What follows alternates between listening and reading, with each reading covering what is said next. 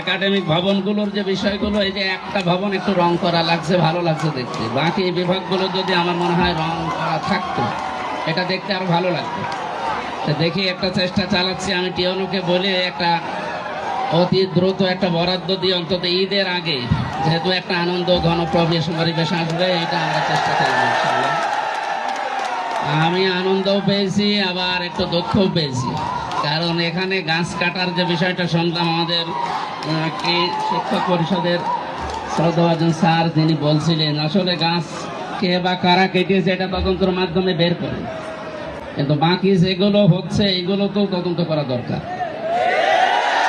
বাকি যারা যা করছেন, আমি মনে করছেন লেবাস করে আছি, মনে করছেন হুজুর, আমি শুধু আমি হুজুর না,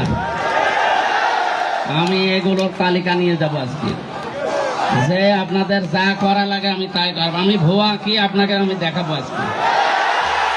আপনাদের যাই কয়েকজনের তালিকা আমার কাছে আছে অলরেডি, আমি সত্যি উপরে জানাবো। আমি টিমকে আপনাদের সম্পর্কে জানাবো, এই কয়েকজনের, যে এরা এই শিক্ষা ভবনটা নষ্ট করার জন্য পেছনে কারা আছে তাও জানি আমি তাদের নামও দেব নালিশ একেবারে উপরে। দেখি আপনারা কতদূর পারেন। আল্লাহ রাব্বুল আলামিন আমাদের সুস্থ শরীর এবং সুন্দর মন তৈরি করার জন্য যে সমস্ত কার্যকলাপগুলো দিয়েছেন, তার ভেতরে ব্যায়াম একটা, এই খেলাধুলার মাধ্যমে ব্যায়ামটাই হবে আশা করছি।